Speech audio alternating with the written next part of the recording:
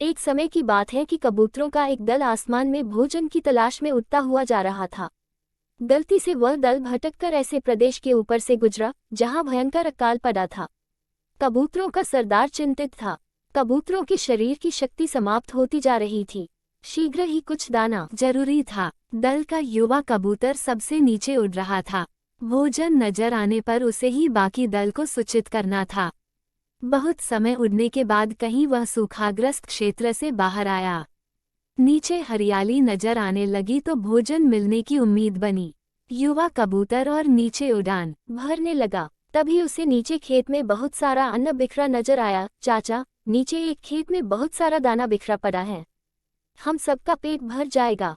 सरदार ने सूचना पाते ही कबूतरों को नीचे उतरकर खेत में बिखरा दाना चुनने का आदेश दिया। सारा दल नीचे उतरा और दाना चुनने लगा। वास्तव में वह दाना पक्षी पकने वाले एक बहेलिये ने बिखेर रखा था।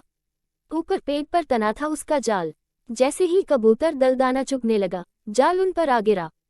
सारे कबूतर फंस गए। कबूतरों के सरदार ने माथा पीटा, ओह, ये तो हमें के लिए फैलाया गया जाल था। भूख ने मेरी अक्ल पर पर्दा डाल दिया था। मुझे सोचना चाहिए था कि इतना अन्न बिखरा होने का कोई मतलब है। अब पछताए होत क्या, जब चिड़िया चुग गई खेत। एक कबूतर रोने लगा, हम सब मारे जाएंगे। बाकी कबूतर तो हिम्मत हार बैठे थे, पर सरदार गहरी सोच में डूबा था।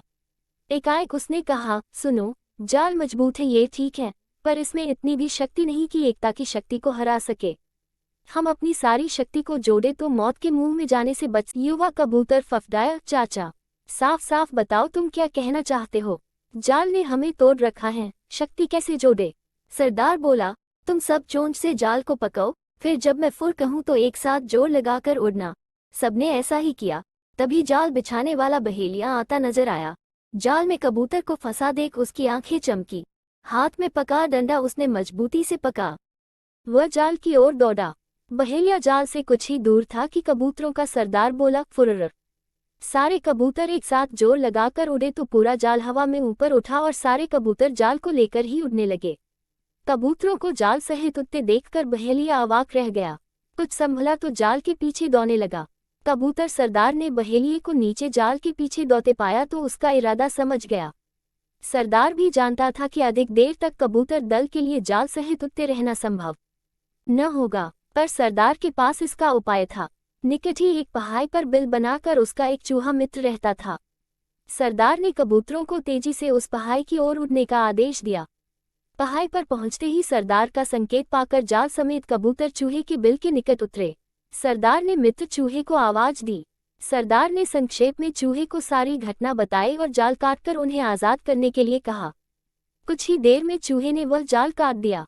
सरदार ने अपने मित्र चूहे को धन्यवाद दिया और सारा कबूतर दल आकाश की ओर आजादी की उड़ान भरने लगा।